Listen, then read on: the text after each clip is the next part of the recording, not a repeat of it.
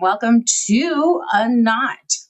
Tonight, we're going to cover something a little bit different than we've been doing on the show. Not different for the content that I typically put up. Typically, UNKNOT is a live call-in show where you can unwind complex thoughts and emotions and find clarity in real time. Now, that show and the purpose behind it will continue.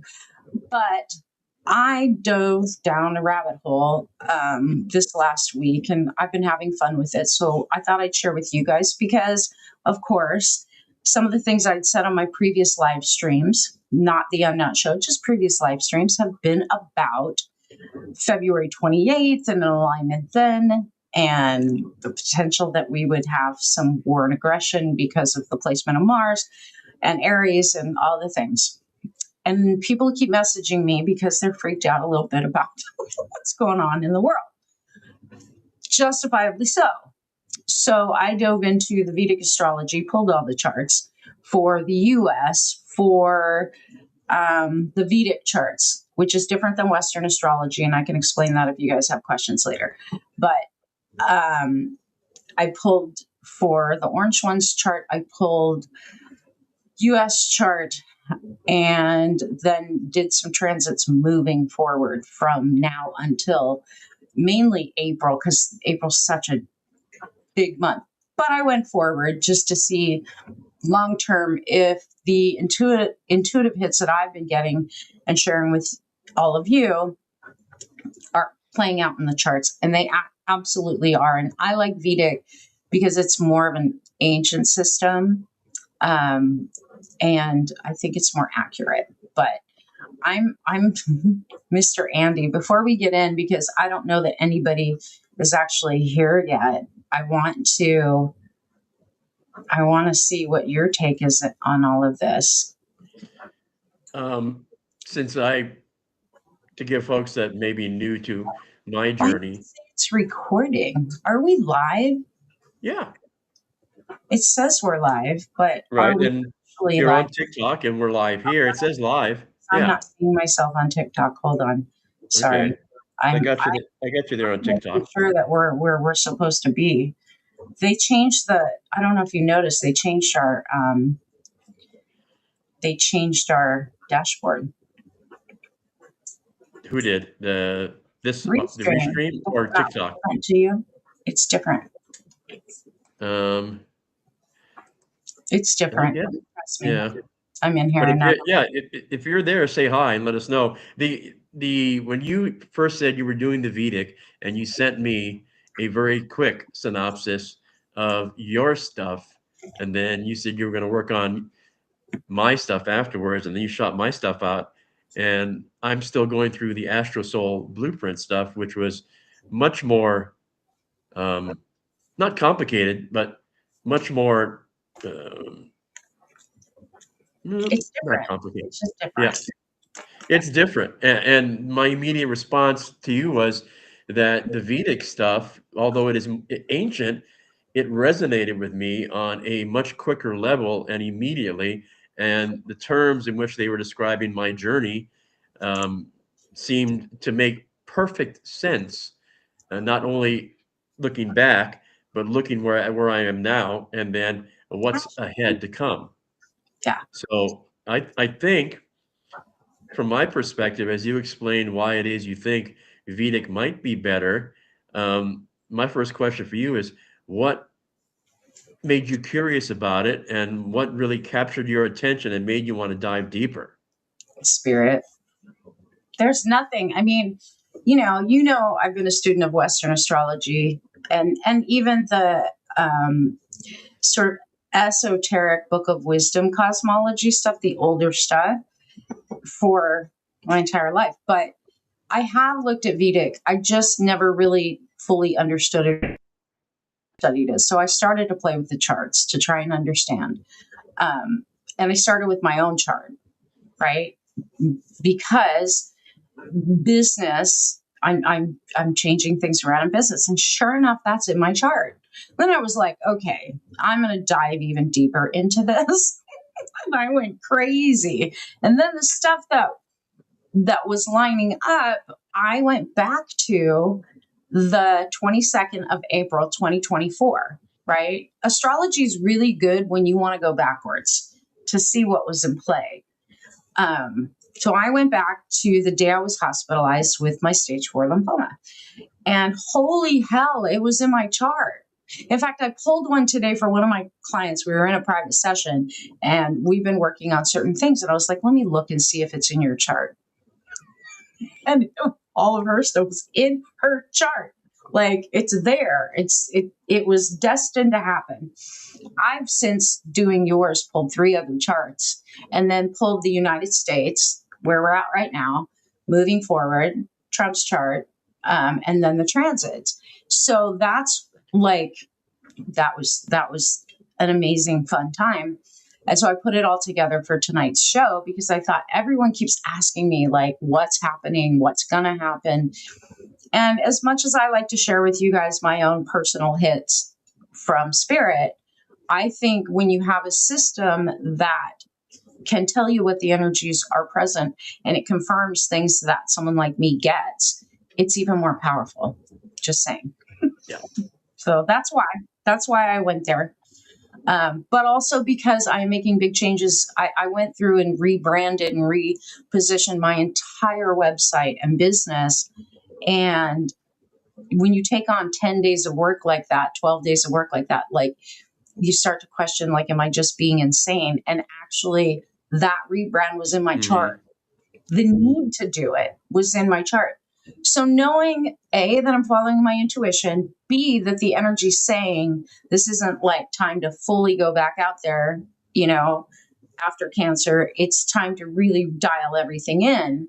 And that's in my chart. And the reason that it's there, because a cycle just ended, a major cycle just ended, which that cycle that my chart spoke to, my Vedic chart spoke to, literally outlined Colorado, what I dealt with there, when I left, when I sold my place, when I moved to Seattle, when I moved to Texas, all of the relationship stuff in between and the health stuff in between, the constant like battles and struggles. When you're in business for yourself, Andy, like, you question, am I crazy? Are these signs that I need to quit? Well, sometimes it's just the energy at play and it's not your fault. Like, you're working through what you can, but it's not you. It's part of, I guess, fate or the lessons that are presenting. So I guess we're at a time on this planet where we're all going through stuff that nobody wants to be going through.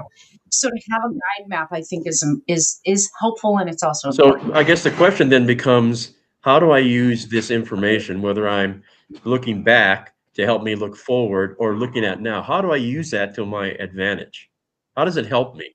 Well, you got your chart. How are you using it? Let me ask you that. The stuff that I sent you, which I pulled your chart specifically on certain dates, on your the things that you came in to do, to learn, and to give an eye to that, because you're getting ready for a transition, and you've got a retirement date set some years in the future. So looking at what happens when you end your career, what is your career in radio, which is fully in your chart. Yeah, which is interesting because the chart the chart basically foretold or foretells the fact that this was made for me, that it's a great fit. But yet, when I first entered it back in the late 70s, I sort of fell into it. But I really didn't, I guess, based upon the Vedic astrology. And to the extent that it even goes, and I just sort of quickly skimmed the 20 pages, it even goes to the extent saying that the fact that I've got 2 jobs that fit me makes perfect sense, which I thought was, wow, why would that, fit so well? So get this. In 2000, that's when I received the message that morning. I talked about in my book. I woke up and Spirit said, it's time to go. Right? You're moving. I had a dream 5 years prior that said, in 5 years, you're going to step onto this path and you're going to fulfill what you were called here to do. Well, I what the hell that meant? I'm like, yeah, cool, whatever. I got 5 years, whatever that means. 5 years later, 2000, I wake up. I'm living on my training facility, horse ranch, right? 10 acres, full barn, full horses in training. It's profitable. And I hear, it's time to go. You ready to go? And I'm like, what are we talking about? And they're like, remember the dream. It's time to go. I'm like, I have an entire barn out there full of horses. I had like 30 something horses out, in training, boarded, and then my own 8 horses. So, and I just invested all of the money from the sale of my boat for the most part into this facility, and it was thriving. It was full. Like, I had a waiting list. Why would I walk away from a business? And they said, we told you that you would be leaving. I'm like, what if I don't go? And they said, do you want to be a waitress for the rest of your life? And I'm like, that doesn't sound like fun. Why would I do that when I have this corporate career behind me? I have other things I could, no, we're not going to let that work because that's not your path, in other words. And they said, you're moving to Colorado. And I'm like, okay, I'm from California originally, right? And I was living in San Diego. I'm like, why would I move to Colorado? Why would I move to the mountains? Went from the water, which you None of love, this, to the mountains. right? I'm like, sight unseen. Why would I do this? Right? Good question. But when they said waitress, I was like, fine. You know what? Whatever you got for me, I need to take a couple days off after I wrap things up at the farm. I said, I'm going to do this because there was so much energy and clarity and calm behind it that I was like, I know this is coming from spirit. And I just have that feeling like you do not want to ignore this call. You do not want to ignore this call. So I sold everything in a matter of days. I packed up everything. I sold 6 of my 8 horses. I took 2 with me. And I told them, I will move if you can find me a place. And I thought, they cannot do this. Spirit cannot do this. If you can find me a place to rent with that I can have my horses in the backyard, a place for my dog and my daughter, no questions asked, under $500 a month. And I'm living in California thinking I haven't paid $500 a month except for when I rented a room somewhere in the 80s. Like, this is not happening. It's 2000. 3 phone calls, $450 a month on 2.5 acres. I ended up buying that property within 6 months once I moved, but I moved sight unseen. I looked in my chart the other night when I was sharing things with you, and I didn't share this with you because you weren't feeling good. I went back to 2000 to the exact time that I received that message. And it's in my chart. It's in my chart. Literally. Like, it's crazy. So it literally said that at that point, you know how we talk about the hero's journey? Any of you guys familiar with the hero's journey, right? Like, you have to answer the call. There comes a call from wherever, the universe, your life, there's a call. I got the call. And I answered the call. But it says in my chart that in 2000, that there was a transit, a cycle that ended and a new one began. And that was when I was to start working within my soul's calling, my chart, whatever, and step in and use the gifts that I was assigned at birth and came in with from previous lives. Now, if you had told me back then the things that are outlined in my chart, because apparently I have somewhat of a rare chart, right? My chart is not normal. I have what's called 3 mulas. That's the wisdom holder. That's the person who comes in with gifts from previous lifetimes, the sage, the teacher, the elder, the chief of wisdom and knowledge. I'm like, if you'd have told me that in 2000, I would have laughed at you and said, you're crazy. Reading that now, after I've been in my business and helping people for 26 years, I look back and I go, holy crap. Right? So had you known that with that information back then, if you had access to the Vedic astrology, it wouldn't have been validation of what they were telling you. You would have sort of laughed at it. I probably would have laughed at it because I'm a skeptic. Look, even though I'm a psychic, I've always been a skeptic. about people who call themselves psychics.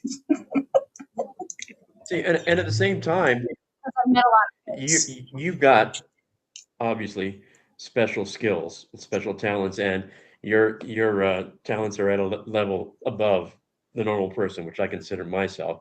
I'm my overthinking got to the point going, okay, and we've talked about my Mr. Magoo complex. The way the Vedic placed my relationship, personal and well, my business relationships was so spot on. I thought to myself, if I had known this, would that have somehow changed my I don't know if I would have. And here's where what I think is important. I think it's important to understand that what information we need when we need it becomes available at the right yeah. time. It isn't, and I think too, keep in mind the Chris Bledsoe thing, right? His visitation with the lady, she's saying in 2012 or 2019, I can't remember when he got that visitation. I think it was I think it 2012. was She said 2012, yeah. she would come and that new information, new knowledge would be available to the world when the Eye of the Sphinx and Regulus meets. Now he didn't have a date, but NASA came up with one because he shared that with them, and they're like, "Oh yeah, that happens." Regulus is a fixed star in Vedic astrology. So why did I get all cranked up about Vedic astrology? I include some of the Vedic placements with the stars in my soul blueprint, but I really started to think about Regulus because it came so heavily placed when I did the January forecast, the yearly forecast. And then again, because in April, that's when that placement hits. NASA said it happens on Easter. And I've checked the alignments, and sure enough, it happens on Easter. So now I want to know, okay, tell me everything you know about Regulus. And I'm like, well, wait a minute. It's dancing with Saturn. What does Vedic astrology say about that?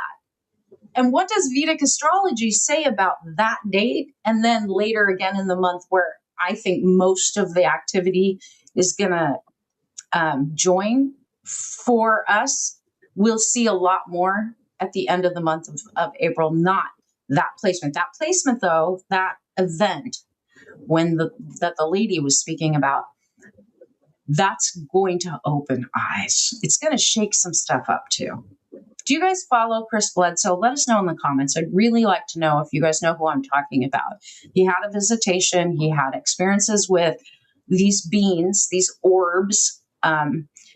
Wrote a book called UFO of Great book. God. It's a good Great book. book. If you guys want to read it, it's a good book. And it's all true. It's been validated. He's had contact after his life was devastated because he did share about this and people didn't believe him back then. And he lived in like North Carolina. Like he's worked with every 3-letter agency on this planet, the Vatican. Like they all want to know what's going on and why will they talk to you and not us. One of the other things that he had learned from the lady, I think in 2019 is, and I've seen videos about this recently, when Israel and Iran, when you see the missiles flying between Israel and Iran, the orbs are going to show up. That's going to be us. He thinks the orbs are angels. I would agree that what he's talking about are, in fact, that's what's happening. And people are seeing them. They are seeing them. So I don't know. I like doing research. I like information that I can quickly simplify and digest down, especially when it has to do with the things that are happening on the planet right now. Because so many people are afraid. I'm not scared. I'm not happy about the stuff going on, but I'm not scared. And I want to be able to give information that makes everyone else feel at peace as Right. I am. I've seen videos, Andy. I'm sure you've seen them too. I'm sure you guys all have seen them. It's like, as the end of the world. It's not the end of the world. So fatalistic and so catastrophizing. Like it's not the end of the world. We won't go there, but I've read reports about prayer meetings at the Pentagon. So we'll just leave all that stuff alone. Yeah, it's ridiculous. Should we start there? Do you want me to start there as far as that actual placement? Where do you guys want me to start? Like I said, I broke down that placement. I broke down Trump's chart. I broke down March and April. I broke down the US chart, which is very different than the US Western astrology chart. The Vedic chart's fascinating. And Since you're a deep diver, maybe you can quickly explain why you think it is that eventually Vedic got overrun by Western technology, not Western technology, but Western astrology, and that got more embraced than Vedic. Because Vedic, like I said, to me seems it resonates a lot clearer to me. Well, even that stuff, if you look at the collective charts, right? And the Vedic cosmology. So you have to understand that there's different ages that happen, right? The one we're walking into right now is the return of the Shakti in Hinduism, not as a metaphor, but literally a cosmic cycle. So the Vedic tradition kind of describes it as alternating ages where there's Shiva energy, pure consciousness, masculine structure, and that dominates. But then you have the Shakti, which is creative power, feminine, dynamic, relational, that reasserts itself. For probably, I would say, over 2,000 years, right? We've been in an extreme Shiva dominant phase. That's the patriarchal structures. That's the hierarchical power models, right? The dominant space leadership. All of that is Shiva energy without Shakti to balance it. So it's masculine without feminine to balance it. Okay. Shiva without Shakti in Vedic cosmology is actually described as a corpse. Powerful but inert. That's a nice, not surprising. That's a nice mental image right there. Exactly. You're unable to create or sustain life. What are we having a problem with? Right? Okay, so when you talk about the return of Shakti, or in other traditions that you guys may be more familiar with, the divine feminine, Sophia, the mother aspect, same as the Shakti, right? Coming and returning to rebalance what's been dangerously lopsided. That's the period we're in. Now, here's what's interesting about Vedic. And here's what makes Regulus and the Sphinx alignment on Easter even more kind of loaded, right, than people realize. Regulus spent roughly 2,000 years in Leo, right? Leo, the sign of the lion, the sign of kings, of solar masculine power, okay? That's the entire era of patriarchal dominance, 2,000 years. And it's encoded in the fixed stars. Because think about that. 2,000 years ago is when all of the religious dogma, that's when all that started, right? Kings, emperors, popes, pharaohs, all of that happened with Regulus and Leo, okay? Regulus moved, and this is so cool. Regulus moved into Virgo in 2012. Virgo is the sign of the goddess in Vedic cosmology. Virgo is the sign of the sacred feminine, the keeper of wisdom and discernment, right? She's the virgin. And literally, not in like the diminished modern sense, but in the original sense, whole unto herself. That's what the virgin represents, right? Not some weird garbage that the Christianity kind of put it into. Whole unto herself, sovereign, and not defined by or dependent on masculine authority. So that fixed star of kings and thrones just spent the last 13 years crossing the threshold into the sign of the sacred feminine. And now it's aligning with the Sphinx, the guardian of mysteries, the keeper of the threshold between ages on Easter, the resurrection festival. You see why I get excited about this? So you've done a lot of research, and like you said, you've got multiple charts that you sort of laid out really quick. And the first thing I always do when I'm trying to put together a plan for the day, the first question I ask myself is, what do my folks need to hear first? So that's what I say to you. Of what you have in front of you, what do you think we need to know first? If you only do one thing today in our get together, what's the one thing we need to know and walk away with? There's so much. You're just gonna like really. You're talking me the deep dive. Or give you one thing. Hold on, I want to catch up in the Okay. chat. Uh, Harmageddon, hello. Lillian, hello, hello.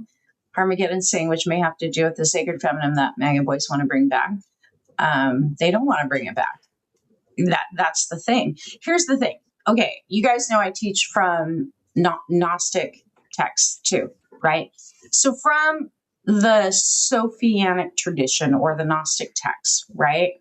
Whether you're coming at it through Gnosticism, Kabbalah, the Shekinah, which is in Kabbalah, or you're coming at it from the Hindu traditions, right? The Trinity of the Hindu tradition, or even Marian tradition of Christianity, all of them describe the same archetype movement. Sophia, divine wisdom, she went into hiding. This is the story, right? She went into hiding, or she was driven into exile. That's more what I think it was. Okay. When the world could no longer hold her frequency. What did I just say? Why did she go into hiding or exile? Did you hear that part? The world couldn't hold her frequency. So when you say it that way, does that mean her power was too much for us to handle? So she had to go into hiding until we were ready for her? We pushed her out. Humanity pushed her out. And the prophecy across all the traditions is that she returns not through force, but through a shift in collective consciousness and readiness. So the people then start wanting her to come back. When enough people can hold and receive her frequency, that energy is available again, right? Right. So the deal with like all of this, the Kabbalistic tradition describes the Shekinah, the feminine presence of the divine. Okay, whether or not you knew that, I didn't know, so I'm sharing it with you. As the way they describe it, it's as having gone into exile with the destruction of the Temple of Jerusalem. Okay, the entire project of Tikkun Olam, repair of the world, is about creating the conditions of her return. The repair has to happen first, and then she comes back. Or her return is the repair. It depends on how you look at it, right? Can she have links to Lilith? Maybe, but I'm just telling you guys from my research to, pulling the charts. I want you guys to think in terms of what does it mean to you? I'm not here to tell you you have to believe what I'm telling you, go look it up in the charts because it's there in the Vedic charts. So what ends up happening when the Regulus and the Sphinx align on Easter, it's a Shekinah moment in Kabbalah. It's a moment where the collective field becomes receptive enough that the feminine wisdom that's been in hiding or been protected or been preserved or been waiting can begin flowing back into the world. That's the placement that's the day that Chris Bledsoe and his message from the lady, and she said, and I believe the lady is the divine feminine. He's got that inclination to believe that way too from the things that I've read from him and heard from him. She said that when that alignment happens, the eye of the Sphinx aligns to the star of Regulus, a new knowledge would be available.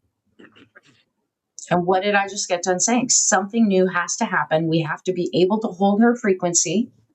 We have to invite it. And then that divine wisdom can come back. The divine feminine can come back.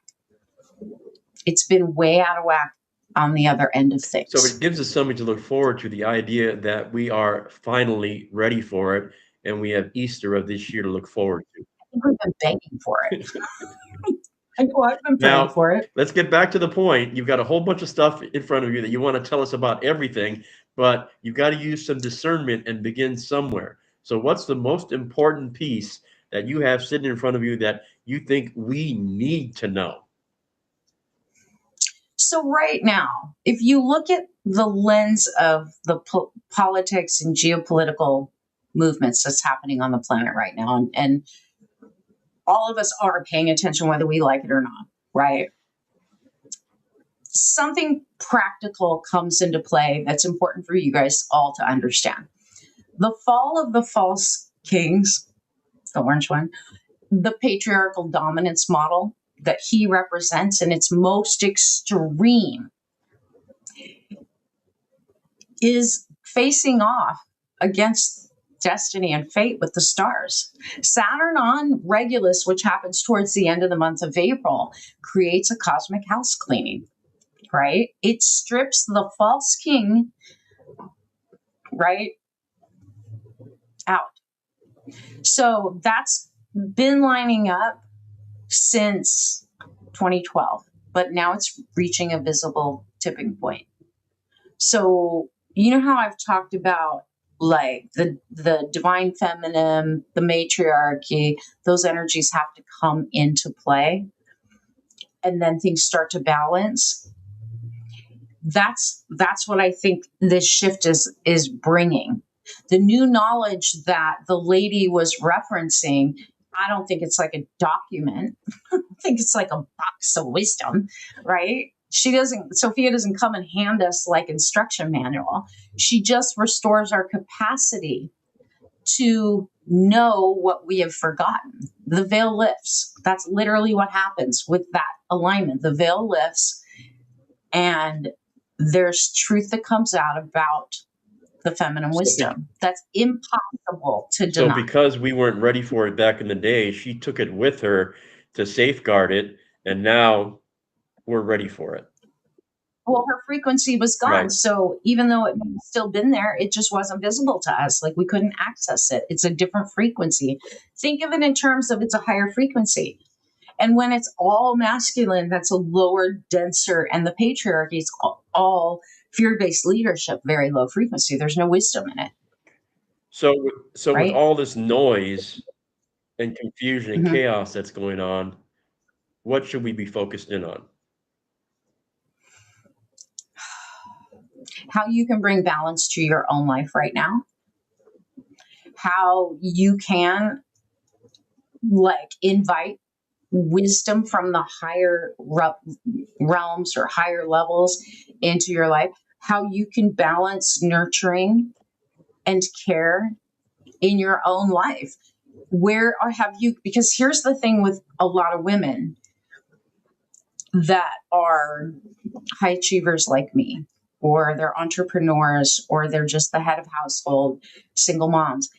We have had to literally take on masculine energy to operate in corporate, in the workplace. To get anywhere, we've had to take on so much masculine energy that we actually put our own feminine energy and wisdom and knowledge in a box and hid it. So where have you done that? Recognize that and start letting it out, letting it come to the fore, because the energy is supported. Even before that alignment, the energy's already been rolling and moving and aligning. If you think about 2012, it started happening in 2012. See, a lot of people thought 2012 was going to be like, they remember when everyone was like, 2000 was the end of the world, and then 2012, oh, it's the end of the Mayan calendar.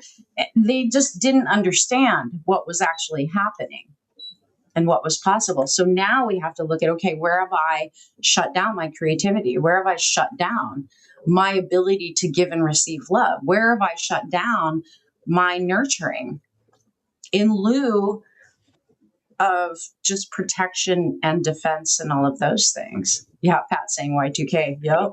Everyone thought it was over then.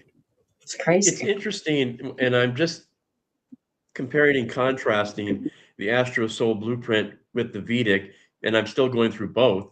That in the Vedic's case, it posits or frames my circumstances in not a much more positive light, but in a light that makes sense for me, that resonates for me.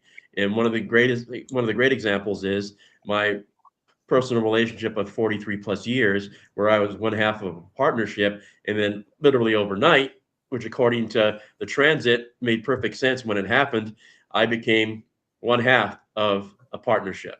And it's not Okay, part of that You have to understand the difference between the soul blueprint and the way that I pull those in a more general way for your soul path and the energies at play versus the way I wrote your Vedic stuff. And what it did for me It was was determined by what I was actually looking for in your chart.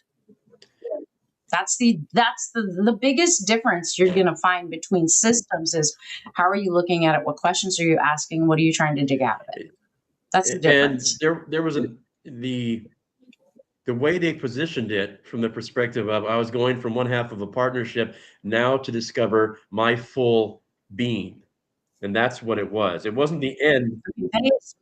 You do realize, like, I'm the one that pulled your chart.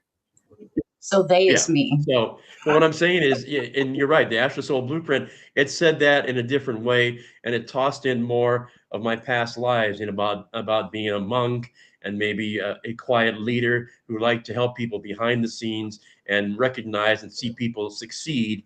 And I got my pleasure from doing that. And there's some of that in the Vedic stuff, but it's much more. The focus is different. Because this is full Vedic. Like what I just gave you and what I'm talking about with the alignments of the Regulus in the United States and the orange one and everything that's happening right now, it's solely Vedic.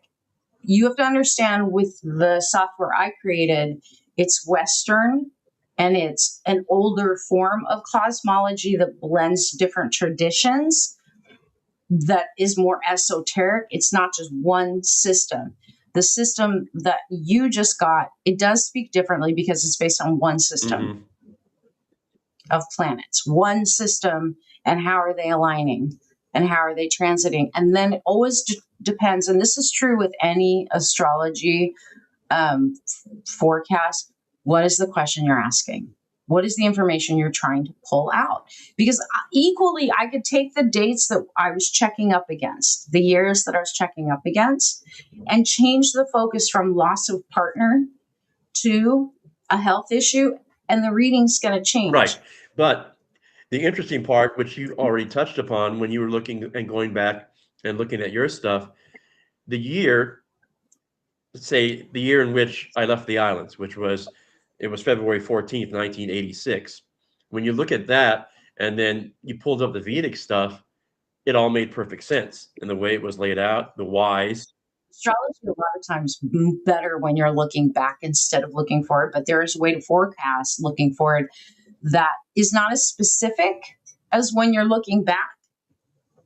You know, and this is true of any astrology reading. Always easier to look back and see the planets at play in context to the events that happened to understand them on a deeper level. And that is then looking forward, and you don't know the context. But you're right. In both instances, the fact that I can look back at that date because you're the one that entered it, and I thought that was one of my pivotal dates because I'd grown up in the islands, never left. And in '86, that's when I made the big leap and moved to the mainland. It gave me context because I'd never thought about any of those things that Vedic explained why that made perfect sense for me to do it then and there. Your soul was calling you forward. Just like in 2000, I got the call from Spirit, who already knew in 1995 when I had the first dream, the second 5 years you're moving to Colorado. And I was like, why would I move to Colorado? Like, that's funny. Not going to happen. And I ignored it until 5 years later when I woke up and was like, you're moving now. Are you ready to go? It's time to step in. So literally, even in that 5 year period, when I look at it, so much unfolded in that 5 years. Not good stuff either. There were many challenges. Looking back, I understand why those challenges were there and how they were setting me up for the rest of my life in service to other people, in delivering the gifts that I have and the wisdom that I have and the way that I deliver it. You know, it's a fascinating deal. But yeah. So fascinate us some more on the stuff you discovered about what you think is ahead for us. So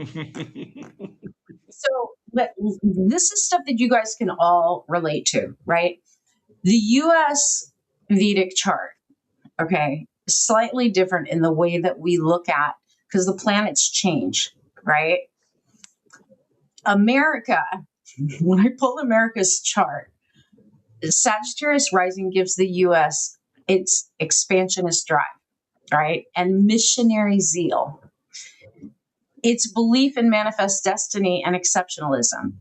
These are all true things. It's in the chart. The ruling planet is Jupiter in the Vedic, which governs wealth, law, philosophy, and religion. America is wise, right? I don't want to say is wise, but America, its entire self-concept is built around idealism, prosperity, and spreading its worldview. True or not true? Can you guys see that about US? Yeah. Yeah. Yeah, we think we're all that, and we want to tell everybody about it, and we want them to be like us. And that's basically what it talks about in the US chart. Now, currently, the US is running through its Saturn Mahadasha, which began in the early 2000s and runs for a 19-year cycle. Okay. Saturn rules the second and third houses in the Sagittarius rising chart. So it rules money, values, communication, and courage. Okay. Saturn Mahadasha for the US means an extended reckoning with financial systems, national values, and the hard work of restructuring. What are we going through right now? We're going through it all. This is not an easy cycle of expansion. This is a cycle of accountability. True or not true? Because that's what the chart says.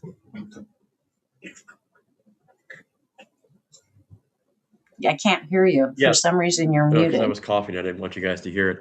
It's true if we could find anybody that's in a leadership position that wanted to be held accountable. It is a time in which, you're right, it is a time in which we as people are looking for our leaders to be held accountable for the promises they have made and have not kept. Amen. So I firmly believe that. That's exactly where we are, and this is exactly where we're supposed to be. So how do we make it come true? Okay, well, hold on. There's more that I want to share Okay. with you, because the orange one's chart aligns to the US chart, right? No joke. Hold on. I got to pull up his chart, because the way it plays together, it fascinates the living Wait, hell let me out of pause me. here for a second and take this in. So are you trying to tell me that he is actually gonna accept responsibility or accountability for something that Oh, no, I didn't say anything about him being accountable. When did I say no, that? I'm just saying you looked at this, you were saying his chart mirrors the USA chart, which is in an account. Armageddon, I take massive offense to that statement. Armageddon is saying that, to be fair, Sag has no depth. What? They can talk philosophically without coming to any conclusion. Like, I'm a Sag, right? Well, what the hell's that? Like that? No, I don't know that about Sages, because that's not true. Sag is the truth seeker of the zodiac. Like, they do go deep, and it isn't that it's without any conclusion. If that were the case, I wouldn't have gotten anywhere in my 26-year career helping other people, right? So no, that I can't agree with that one at all. And I don't like to stereotype any one sign, because everybody has a positive and has a negative, right? Okay, so let's get back to it. The orange one's chart and the US chart are deeply intertwined.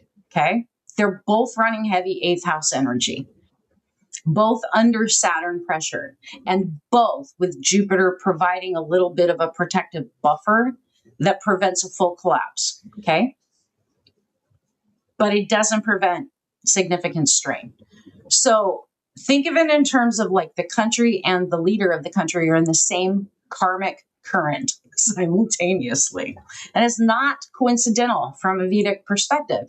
It speaks to the collective lessons playing out in this weird political vehicle. Okay. Right.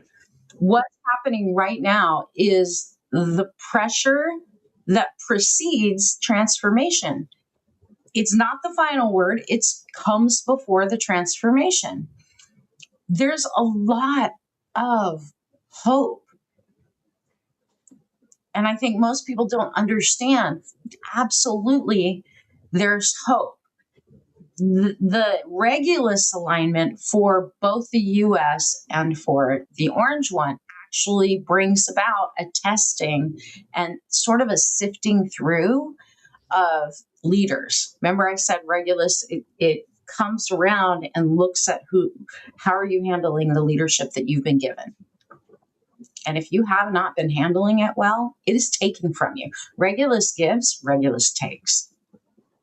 So, do I think that he's going to be removed from power? Not necessarily, but there's going to be legal stuff all over his.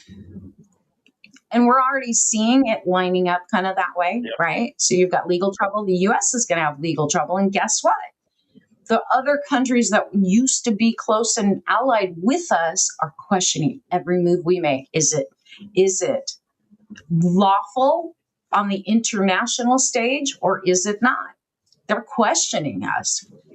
So whatever the US is going through, you can bet that Trump's chart's bound right in there with it. So is it possible from what you have seen, and I know I'm asking you to look down the road maybe a little too far, is it possible that we end up hanging with just us and BB and everybody else against us? It doesn't play out that way. There will be a time, I think, of reckoning that way. You know, like I said in the hidden wisdom forecast for the month of March, by the end of this month, those two paths are going to be split because Trump only cares about himself and he's not going to have the support of the American people or the American government. Okay. That gives me hope.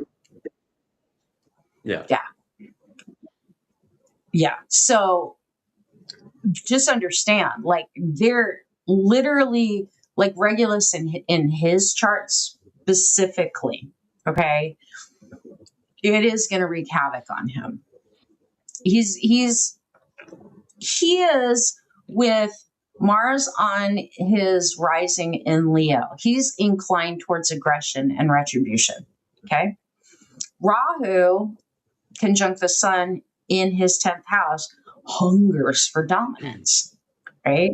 But those are the very qualities Regulus warns against. And they're all prominent in his chart.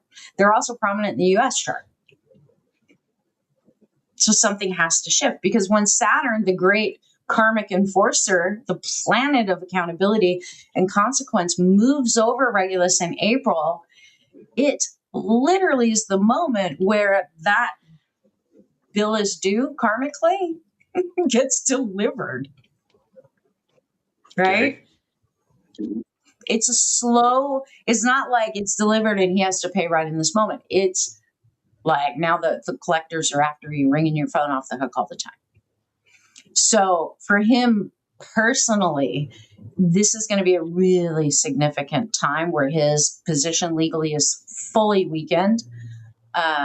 There's a lot of volatility that gets exposed throughout his chart. I just don't think he's going to be standing the same way. There's a lot of, like, from a practical standpoint, there's a lot of court activity. There's pushback against his executive power. There's foreign allies pushing against what he's doing. There's financial institutions that make moves that can't be easily dismissed, right? Like all of these tests coming from every angle. His age and his need to always be right and be king shit, I just don't think it can stand up to all of that. I would agree, even without looking at the Vedic astrology, just because, and I think your idea of the split between him and Bibi, because they're both malignant narcissists, and each one has to get total credit for whatever victory that happens. So, when they talk about, to use as an example, I won't get political really quick, but to use it as an example, when Trump was asked the other day about maybe the Israelis goaded us into starting the war, he flipped the script because he wanted to be the guy that's in control. He goes, no, I think I goaded Israel into making the first step, but I took it instead. He had to be the one, not Bibi. And eventually that's going to cause a rift between the two. Lillian's asking, how can a country shift with the energy of the orange one, like everyone focused on self-love to raise the vibration? I don't think it's going to be like that. Potentially, that energy could be there. Let me just put it this way: regardless of him being the president and being a bully and hyper dominant, when Regulus and the Sphinx align, it's never happened. We don't have precedent for it. So I do think that whatever energy we shift into, it's going to be miraculous on so many levels that even he and his energy can't overtake it. So if you think like new knowledge available, if everyone at one time awakens and the blinders drop away, that all the lies we've been told that, throughout our whole life, throughout the ages for over 2,000 years, if that all goes away and we're all like, oh my God, it was all a lie. It doesn't matter what he does. People are going to come at it from a very different place, and people will be changed internally from that knowledge and that understanding and that energy. I don't think it's going to be like we all just have to focus. I actually think the energy shifts enough. It raises the frequency, it raises the vibration. And then if we can hold that and grow that, which I know that we can, it's going to change things in crazy ways that we can't predict. Like I literally cannot predict how this is going to go because we have no precedent. I don't think it's going to be an overnight shift. I think it's going to continually, gradually shift. The one thing I will say, to be fair, as I move forward in the Vedic charts, we still have turmoil throughout 2026. So that confirmed the stuff I was getting intuitively. 2027 is still a time of not as many systems failing, but now we're starting to replace systems, right? Things don't really level out in a solid way where we feel like we can breathe and it's way better until 2028. And once again, that was something that you were talking about even before you cracked into the Vedic astrology. You were talking about 2028 and being us coming out the other side and finally beginning the recuperative and rebuilding process after the deconstruction. Yeah. And on the macro level, to what Lillian was sort of referring to, a lot of countries across the globe have left us behind. They've ignored the energy of the orange one and decided to make deals with other countries that think like they do and move forward with positive intentions. So you're right. There are folks that are not paying attention to his negative energy, and they've chosen to move on without him, and that's isolating us, which is going to hurt us, not orange top. Yeah. So she's saying that, so the energy will shift when a lot of people are awakened. Did I understand that correctly with my Dutch brain? Yes, you did. But here's the thing. We are used to, because the energy's been so densely masculine and so ruled by the patriarchal energies, with wisdom removed. When that wisdom returns, right, I do think that this will be an inner knowing. And that automatically wakes people up. Some people are going to reject it because it goes against everything. Think about, and I know, Lillian, you've been through it. Like anyone who's been through a dark night of the soul, when you go through it, everything that you believed gets stripped away to nothing. Like you end up in a void where it's like, everything I thought was real is not real. Everything I believed is not true. Like it gets stripped and you are left like a puddle. So that initial understanding or awakening is not going to be an easy thing. People are going to be like, oh my God, what does this mean? And because we're so ego based in the patriarchal dominance of that energy, it's going to take people some time. And I hope people can handle it without losing it. Some people will lose it. He's one of them. Yeah. And I think to your point, it took us a while to get here. It's going to take us a while to get out. Yeah.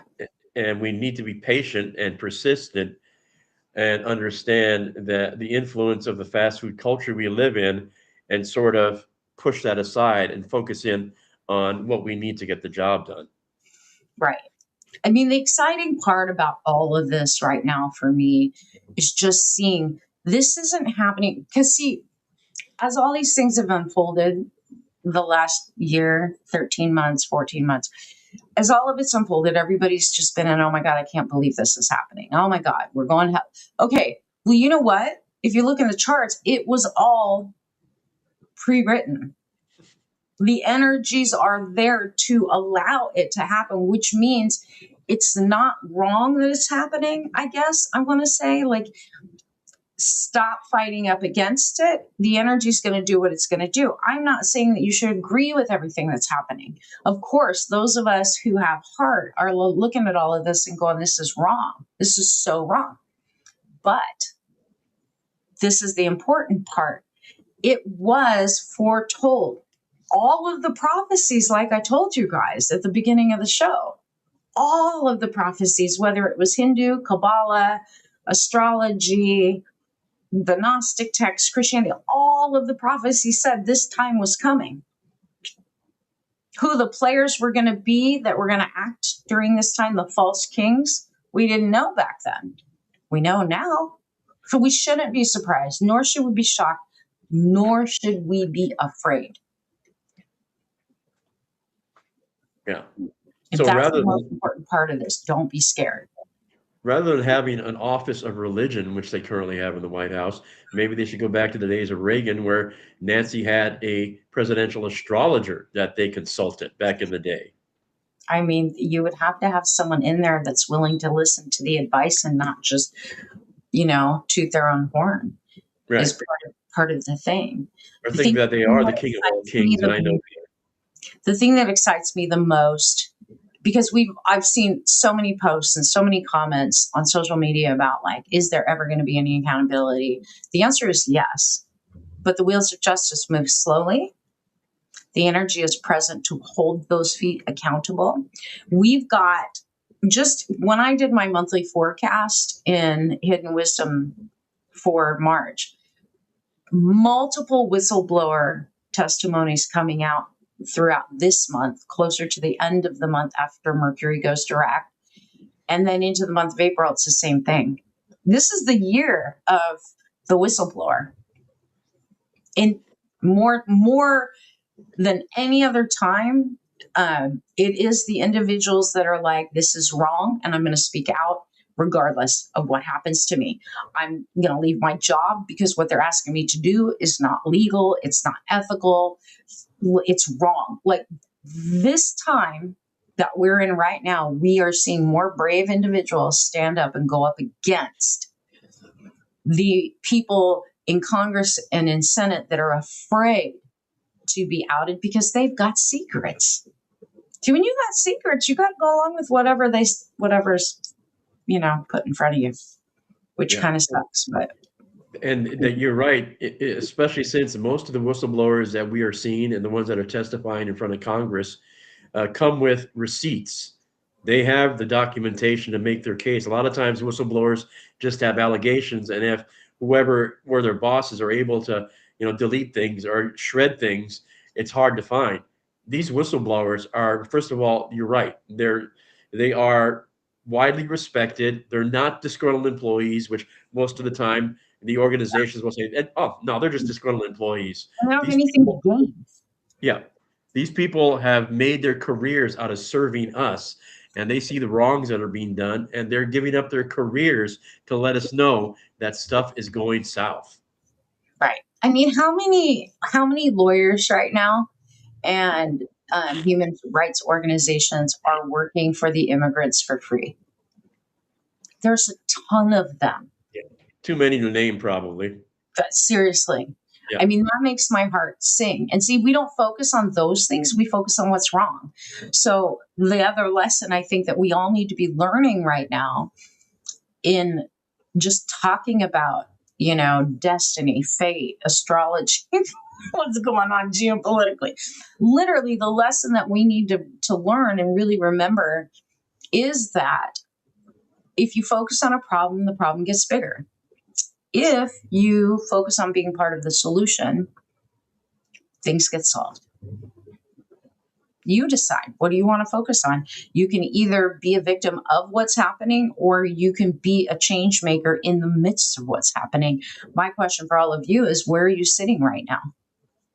Right. And every little action becomes a change maker, whether that means you go vote, you share other people's posts who are outing all of the stuff that's going on from the independent journalists, or people making videos about it, or you're out there protesting, or there's so many things, or, you're doing something nice for someone quietly, not for kudos, just because you want to be of service.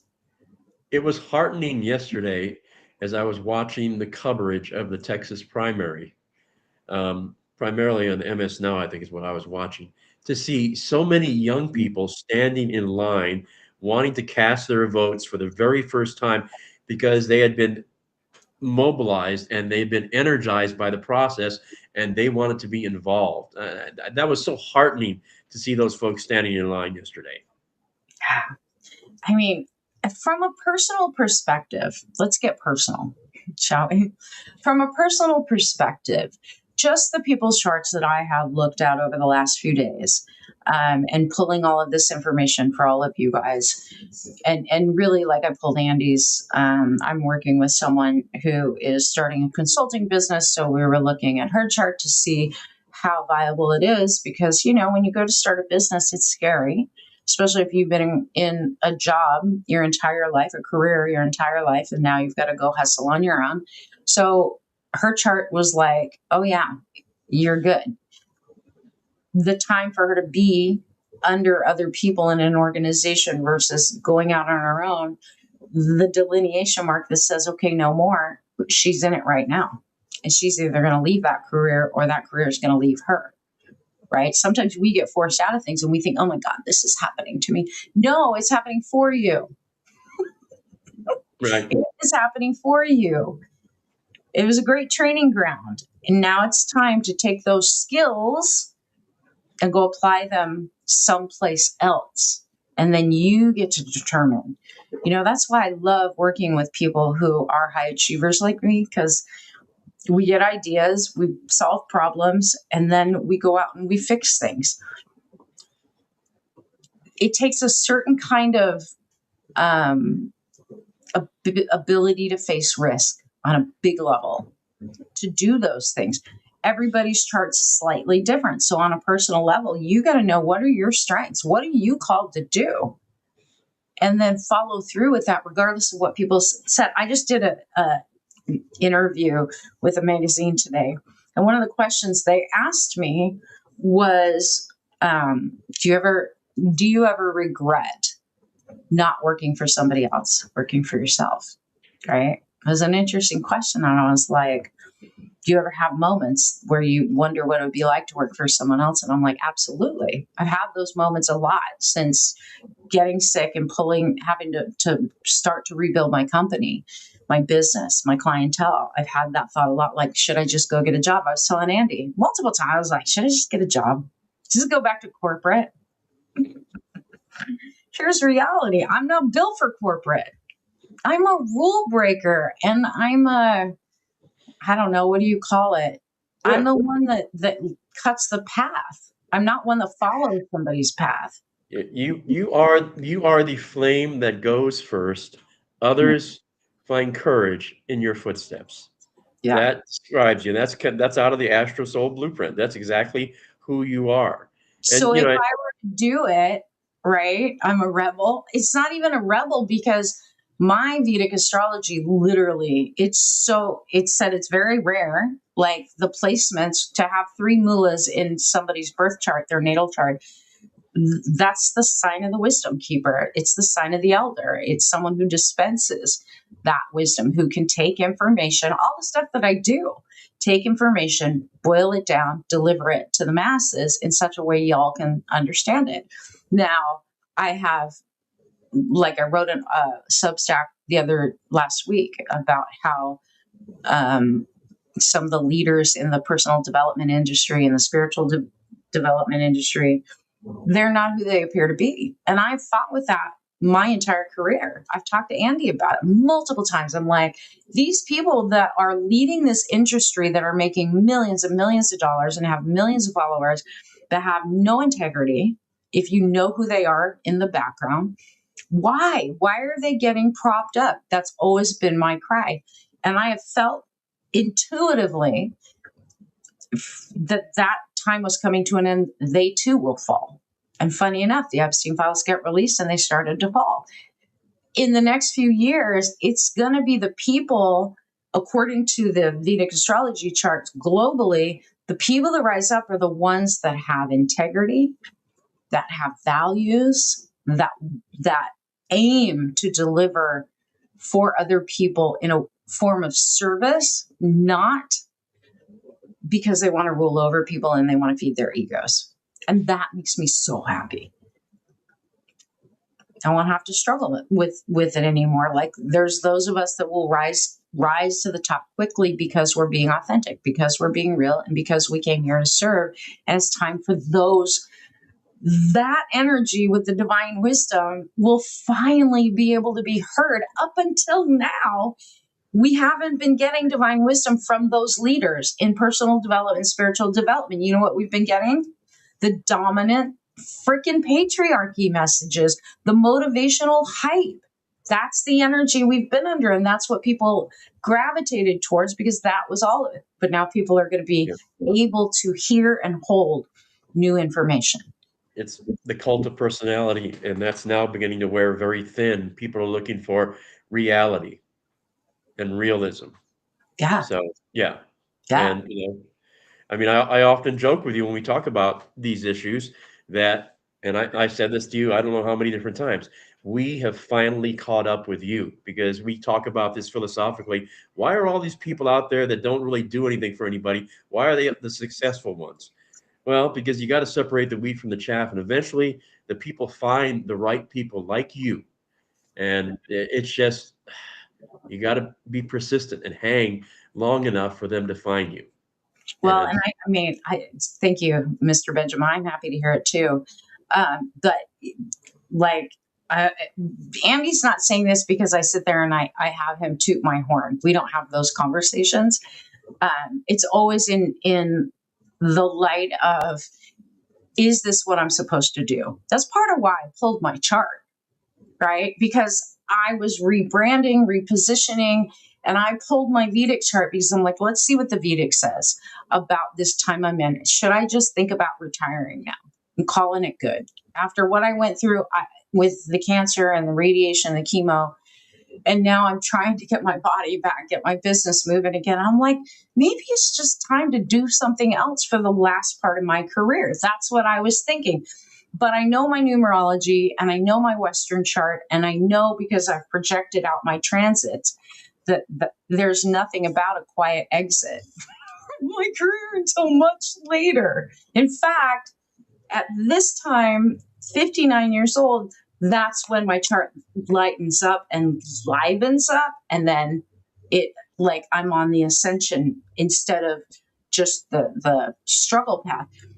In fact, and I'm not going to say any names, I was reading someone else's chart today that I was on a call with about business for her. And her chart was like, yeah, the second half of your life is where you become successful. I think we don't think about that. We think everything has to be linear, right? Like, you're successful out of college and then you make all your money. And that's not the way it happens for everybody. it's supposed to be a straight line. It's supposed to be simple. And you know what? All the years that I did readings for people and they asked about relationships are the same way. Some people will go through really tumultuous relationships in the beginning of their lives, and then they hit their 60s and they find a new partner, and all of a sudden that's the partner, that's their life partner, that's who they're the happiest they've ever been. It doesn't happen until their 60s. We just have this idea, if it doesn't happen at the front end of our lives, it's never going to happen. It's just not the way that life works, right? Yeah. And everybody's journey and path is unique. Yeah. And, and that's the thing. You can't compare yourself and your journey to anybody else's, because your circumstances and your path, like I've discovered looking at the Vedic, it is totally your story. Literally, Andy's chart supports him having two jobs, a full-time job and a side gig at his age. Most people, and me as a high performance coach, I've talked to him a lot about, like, you gotta balance out more. The more I look at his chart in reality, yes, there are places where he needs to learn how to relax. His body's telling him that this week. Yep. But his chart actually supports and encourages two jobs. Because and this is the important part, though, because the jobs that I have, both of them fulfill a need for me and for the people I serve. It's not because I'm making more money. It's because I'm fulfilling my purpose. So it made perfect sense. But you're right. That's one of the first things that bounced off the page for me, going, huh? They're saying it makes total sense for me to have two jobs. Where most people, how old are you? Me? Yes. Yeah, I'm going to be 67 in August of this year. Right. So you look at someone who's 67, your initial thought is like, why are you working so hard at your age? Like, shouldn't you be slowing down? Well, not everybody's supposed to do the same thing. So when we do these like, why I don't like to stereotype, some people literally are meant to be productive and be in the role of service their entire life. I honestly don't think I'll probably stop working until I'm in my 80s. So I still got 20 something years to go.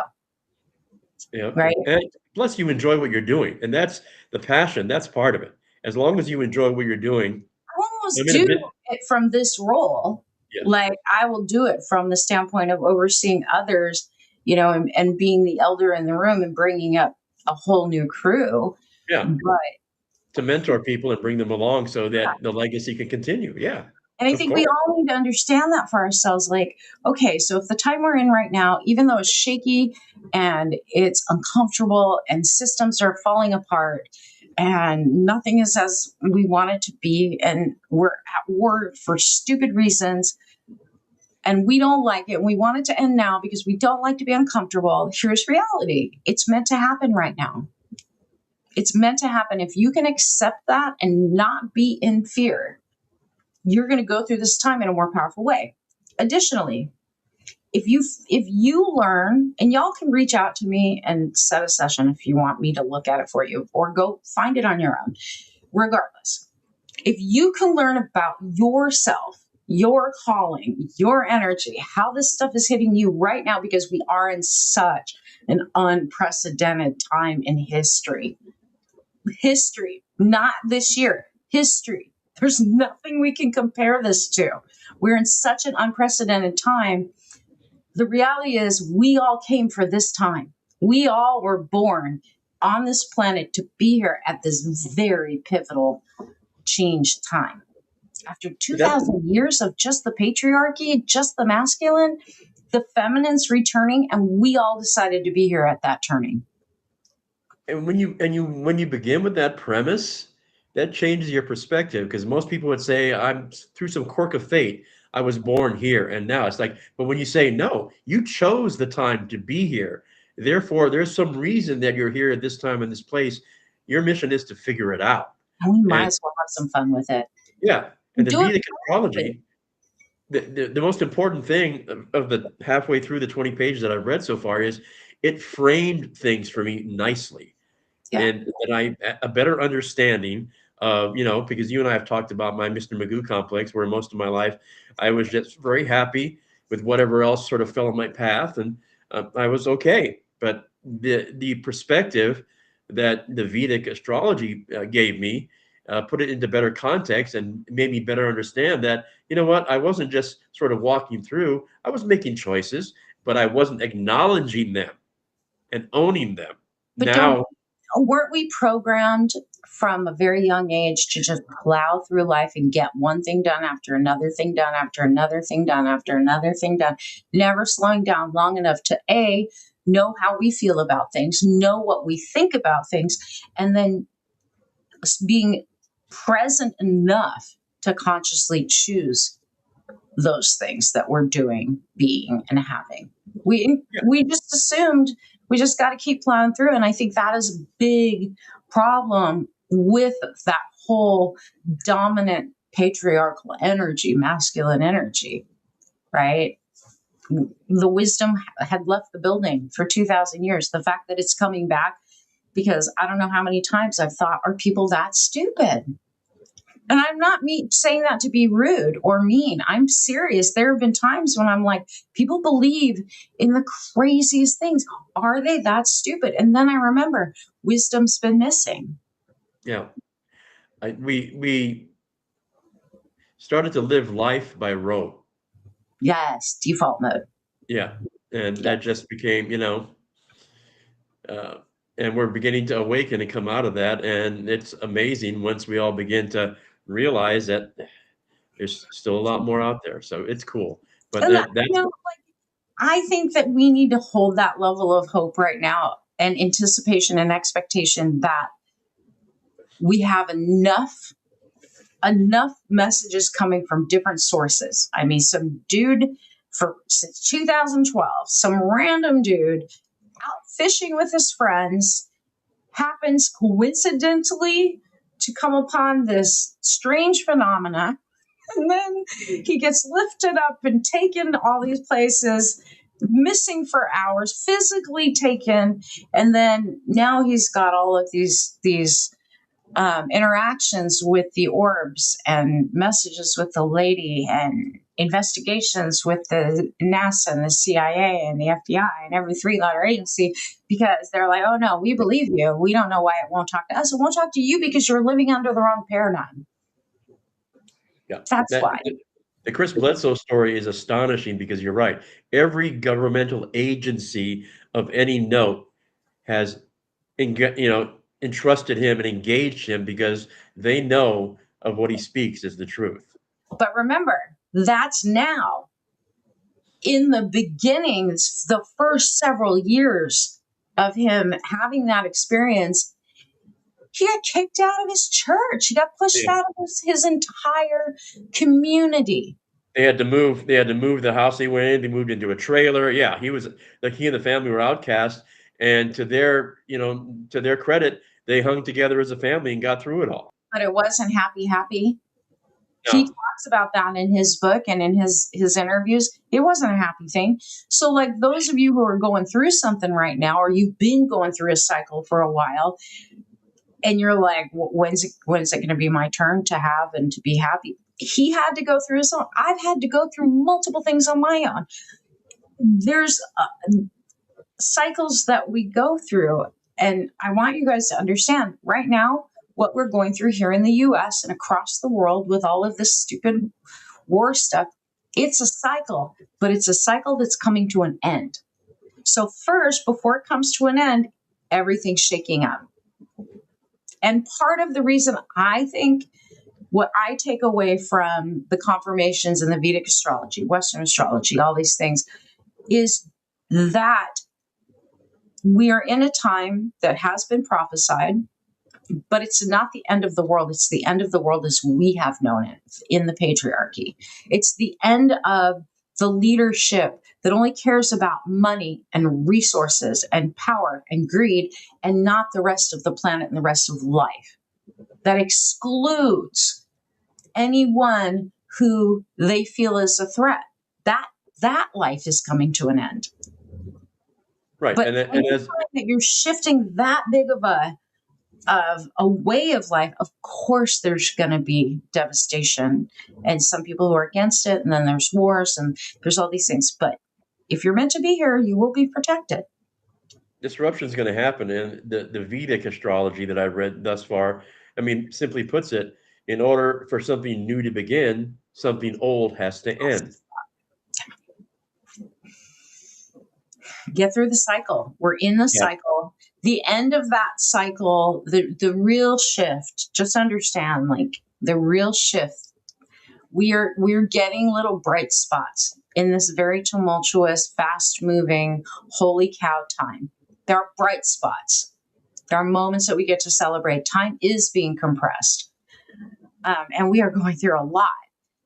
If you can focus on your own path, your own journey, in context to the cycle that we're all going through together, looking at your own cycle that you're going through and making the most of it, and not letting the whole entire cycle of the US, the world, and the global geopolitical bullshit, if you can not let that affect what you're here for, what you're meant to do, and still walk forward with absolute confidence and peace and strength, you are going to rise up in ways that I don't think any of us imagine. That's exciting to me. And it's fun. Yeah. And it should be. Look, I've had to stay off social media, partially because every time, now that all the news stations are on like TikTok, every single day, I'm like, do you really have to be on TV? This is not a reality show, dude. I literally think that Ellison bought up all these stations so that he could serve the narrative of this Yahoo wants to be on TV. Benjamin's asking on TikTok, is anything catastrophic forecasted? There's always going to be catastrophes. I could say no, Ben, but here's the deal. What is not catastrophic to me could be completely catastrophic to one person who ends up in a car accident. So the way I want to frame this to you is, there are things that are coming. There are things that are going to happen. I don't think nukes are going to be allowed to be used. I think that we've got protection from that. That's what those orbs are about. They've been protecting us for years, right? They're not going to let nukes destroy the rest of the universe, number one. Number two, does that mean that people aren't going to be affected by bombs being dropped right now? There are bombs being dropped as we speak. People are being affected. They just went into Ecuador on some other thing. And then there's Iran, and Iran's dropping things in the countries that are surrounding. It's a mess in the Middle East right now. People have asked me, do I think it's coming to US soil? And as much as I want to say no, I don't really believe that it can or that it will right now. Not from the air. I'm gonna couch it that way. It's not coming from the air. They don't have the long range to be able to reach us. And so for that, we should be grateful from Iran. However, doesn't mean that there's not going to be other things going on. Y'all saw this weekend in Austin, there was a mass shooting. In, where was it? The other one? I can't remember where the second one was. There was a second mass shooting the same night. Another nightclub, yeah. Yeah, at nightclubs. So, like, that's catastrophic to the families that lost people, or to the people that were there that had to endure that trauma. There's no way around bad things happening in a world that is dual. It's duality. There's good things, there's not good things. It's, what do you do with the events as they happen? Do you make them mean something about you and your entire life, or the entire existence of everything on this planet?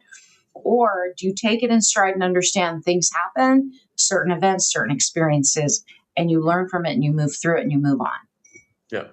And because it doesn't fit their narrative, the current administration doesn't want to talk about it, but the greatest threat to us as a nation is domestic terrorism, Christian nationalists, skinheads, all those people. It has nothing to do with outside influences. It has to do with, as Trump likes to say, the evil within. But that narrative doesn't fit their narrative. How much damage did they do? But you know what? The missionaries and colonizers from Europe tons of damage, tons of catastrophes everywhere they've gone.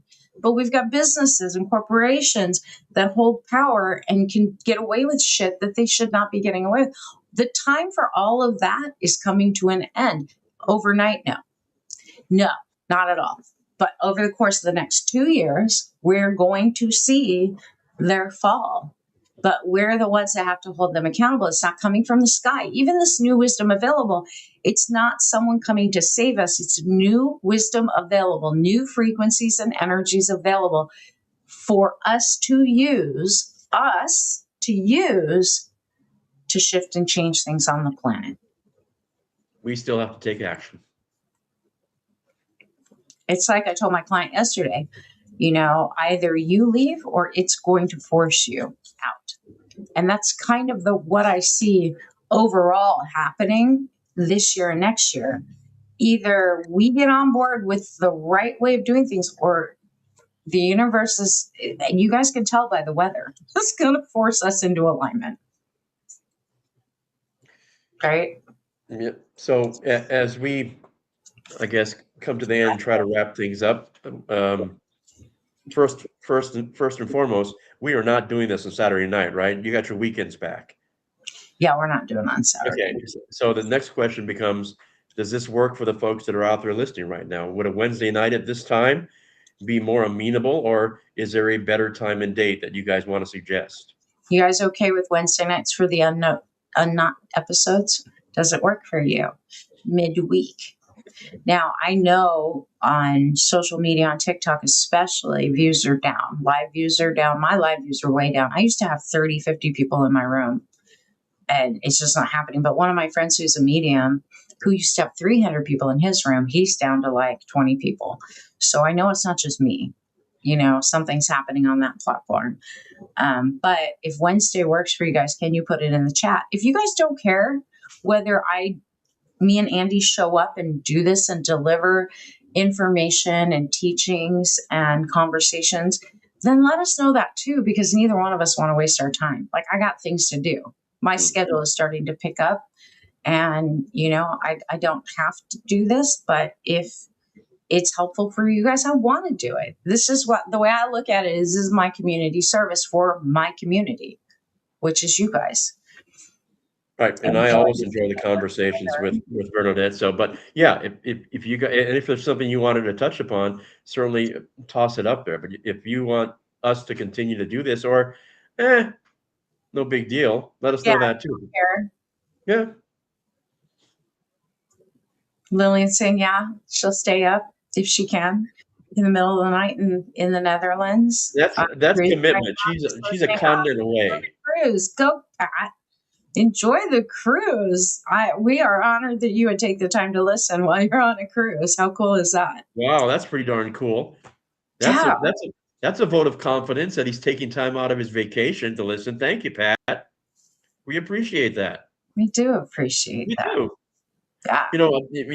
When Bernadette and I first started discussing and she started coaching me, she broke me on this habit because I had a very fixation on time and wasting time, and the fact that the most important thing you can give to me is the gift of your time, because you never get it back once you give it to me.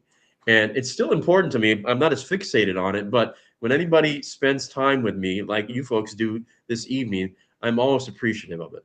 It's part of the process, and the fact that you've given us your time is always deeply appreciated. Thank you. That sounds glorious right now. Glorious.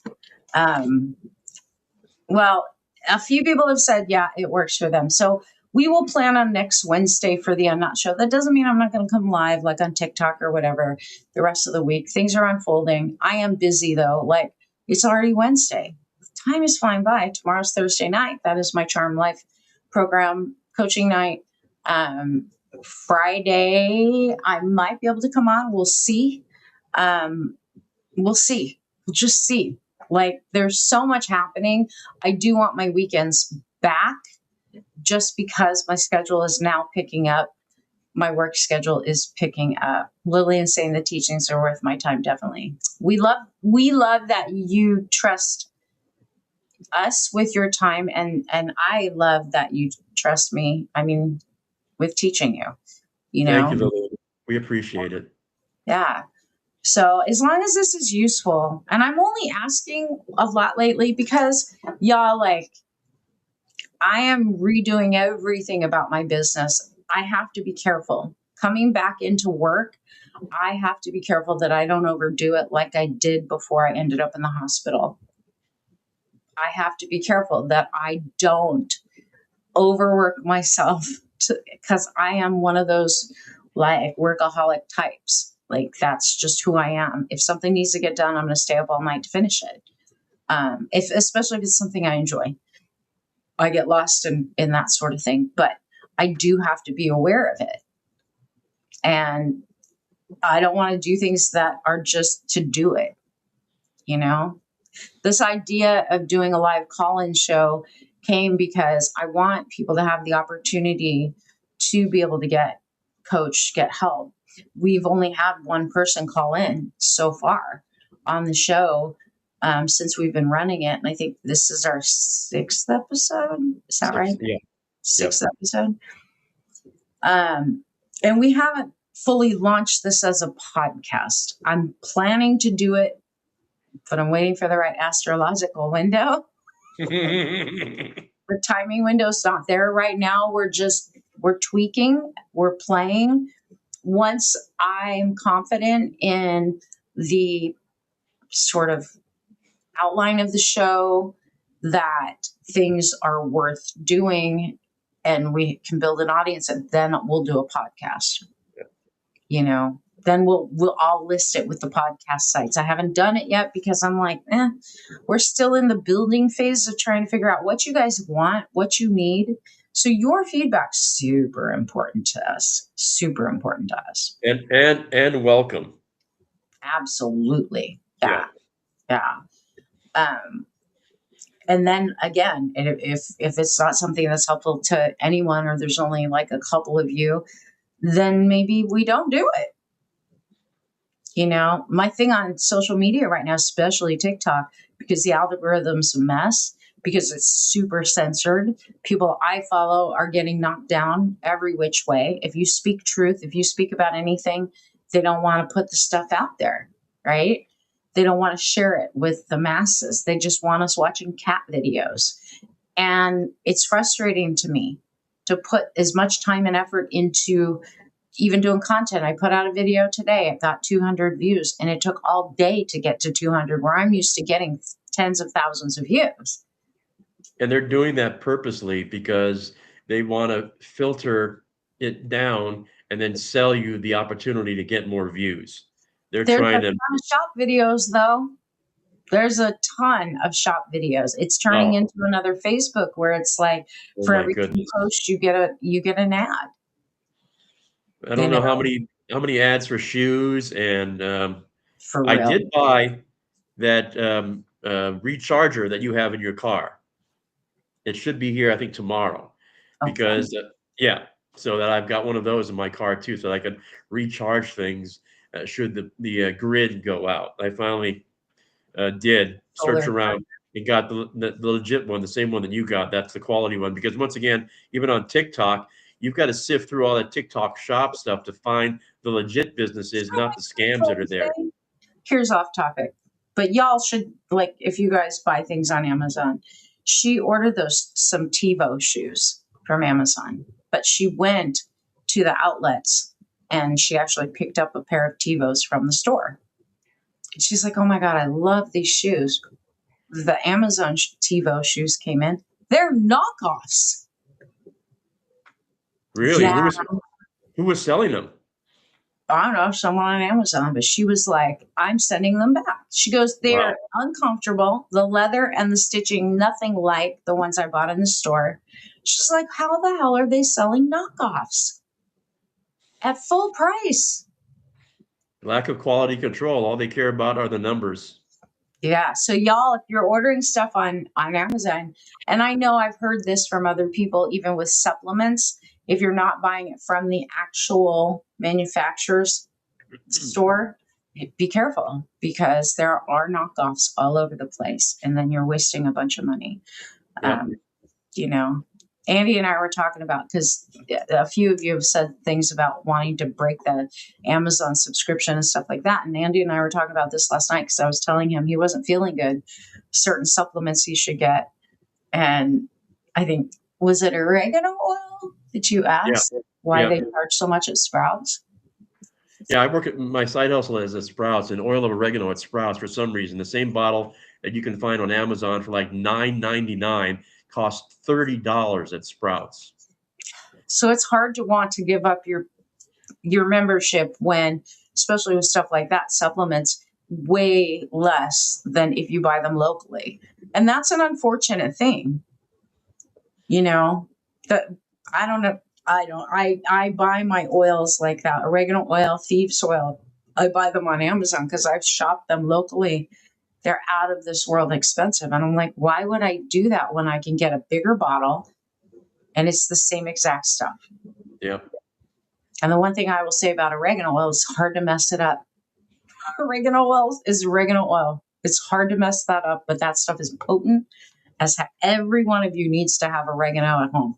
Oregano And oil. let me tell you something, since I've used it this week when I got sick, you can feel it working, because it definitely burns. Yeah. Yeah.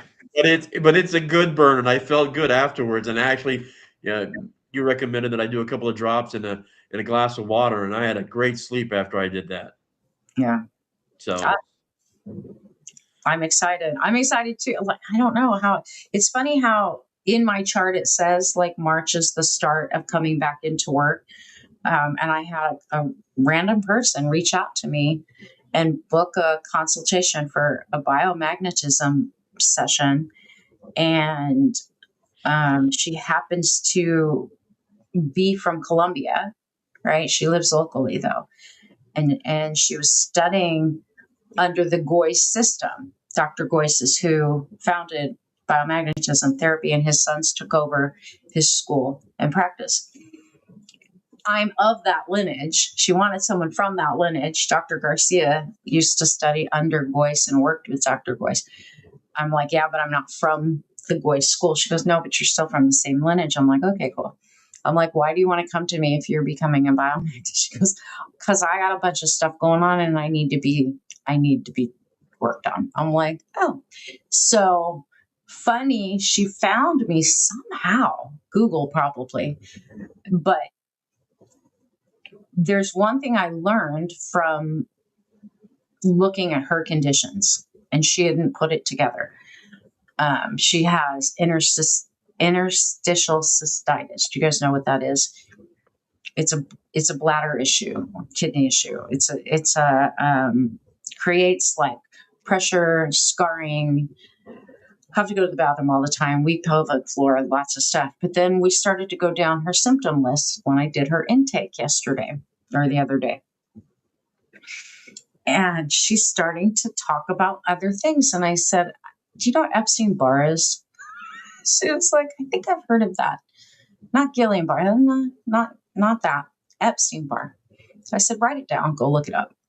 So chances are that's part of what's going on with you. But then I started to do the deeper dive. When did all of this stuff start? Because she's been to all the doctors, all of them, and they can't figure out what to do for her to make it better.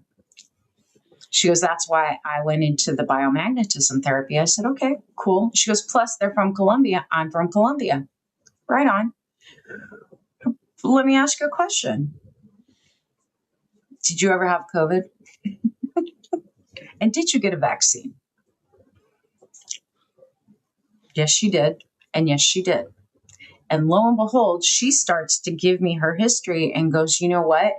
Everything got worse after the shot. In fact, the second shot, I almost died, had to be hospitalized. And I never put it together. My doctors never put it together that after getting COVID, that's when all of this IC stuff started. So me being the database researcher that I am, y'all know I have a database. I was right. The IC typically Epstein-Barr is an underlying driver. The other main pathogens that I usually look for and treat, they're all overlapping. But the reason I'm sharing this with you guys is because if you did have the vid, there's a form of interstitial cystitis that affects your urinary tract, your bladder, and your kidneys that researchers are now diving into that came out of COVID. Yeah. Yeah. And got worse if you did have the vaccine. Because she was like, I have hearing loss too. And I was like, did that happen to start during the, she's like adding all these symptoms. When you first come to see me, the very first session, I'm looking at everything. I'm looking at everything. And I'm going to work on as much as I possibly can comfortably with you during that first session. That's why my initial sessions are a little pricey, because it takes a long time to go through every single organ system and everything else and pathogen. And I want to make sure that I set the stage that first session. As long as the body can handle the detox, it's going to follow. But she's like, let's do it. Okay. When I went through her history, it was very interesting to find all of these things. And this is the difference, you guys. This is why, like, when you work with someone who has gifts like mine, right, that are clairvoyant, I trust my intuition as I'm talking to people. If spirit's starting to lean me towards ask about COVID, I'm going to ask about COVID. Then I'm going to ask about the vaccine. And then I'm going to start looking at where are the patterns tied here, right? Where are they tied? Super important. And the picture that came out, I'm super excited to work on her tomorrow, because I think I'm going to finally be able to help her get some relief after it's been going on since 2020. So we're talking 6 years. 6 years. Multiple doctors. No one's been able to resolve it. And it's only gotten worse. And she's lost her hearing. But that hearing loss with the interstitial cystitis and the kidney problems and bladder problems directly tied to having the vid. Amazing. But guess what? The research isn't from here. Yeah. The research is from out of the country. And when you come to me, I literally am going to take your history of what we're dealing with, put the pieces together, find the patterns, and then go look at the medical research that's being done outside of the country and what they're already piecing together. And if you're wondering why Bernadette does what she does, the way she explained that and the way she lit up, describing how she's going to be able to help her client tomorrow, that's what she does it for. That's why she does what she does. And she does the deep dives because she's here to help you. And there are no dumb questions. No, we all want to feel better. We all want to do better. We all want better lives. You know, it's also why I don't just focus on mindset. I don't just focus on high performance. I don't just focus on getting people through trauma. I focus on all of that. Plus I focus on the body, like all of it. So that you are a complete person with one life that has many aspects to it. We got to work on the whole thing. The whole thing. You shouldn't have to go to a ton of different people and specialists to get help if someone's capable. And I am capable. And I love doing it. And I think that's kind of where it's going. It's so funny because in the world of online, everyone's told people like me to niche down, pick one lane, only one lane. You can't help everyone, but I can. So I never niched down. And guess what? Now that's actually working to my benefit, you know, but I do get excited. Also because she's 70 years old and she's a yoga teacher at 70 years old. She's like vibrant and all of that. And she's like, I want my life back. And I'm thinking, great stories too. We're going to get you your life back. Because that's how I felt with Jarrett, right? When Jarrett came to have me work with him, 112 hospital stays. Crazy. And they still couldn't figure out what was going on with him. He got so dang skinny. He was emaciated. So, yeah. I'm sorry. I get all excited.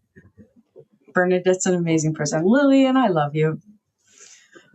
you guys make it so that I want to do this stuff. Like, if it weren't for the amazing clients that I have had throughout the last 26 years, I don't know if I'd be able to keep going.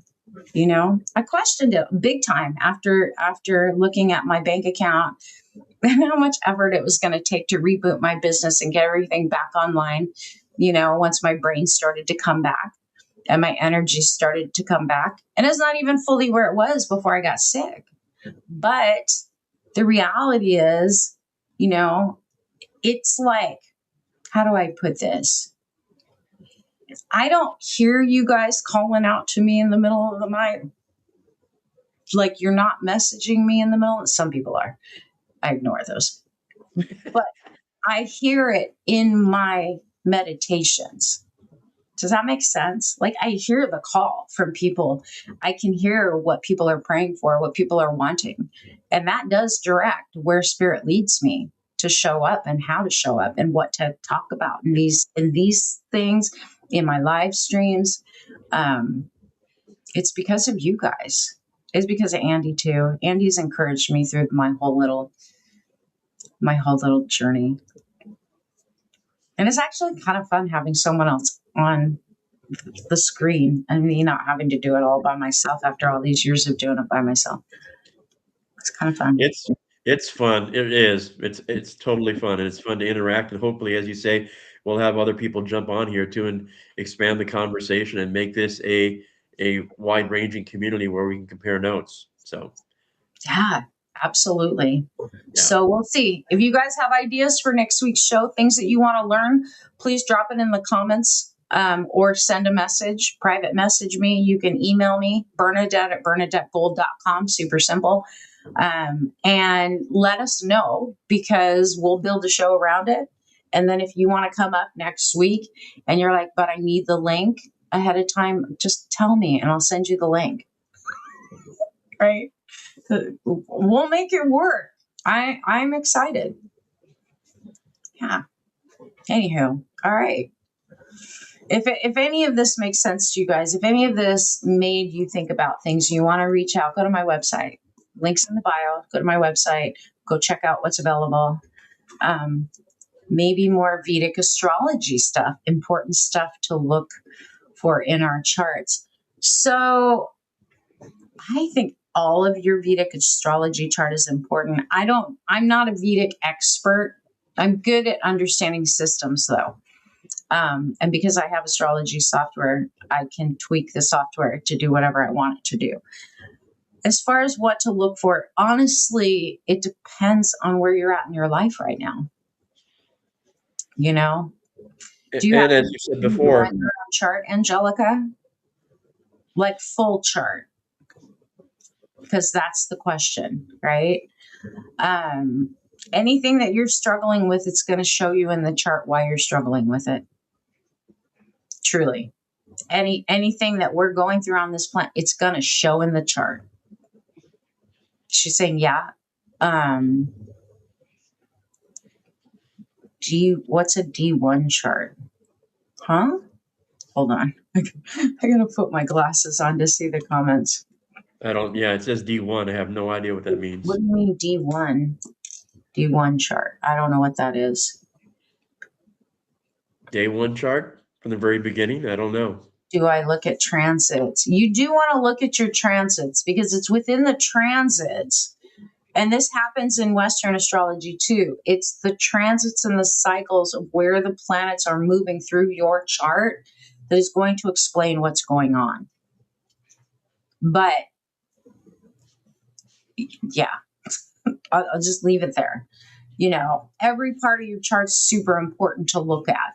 How the planets are interacting with the movements of the planets and how they're hitting your chart in what house. What does that house rule?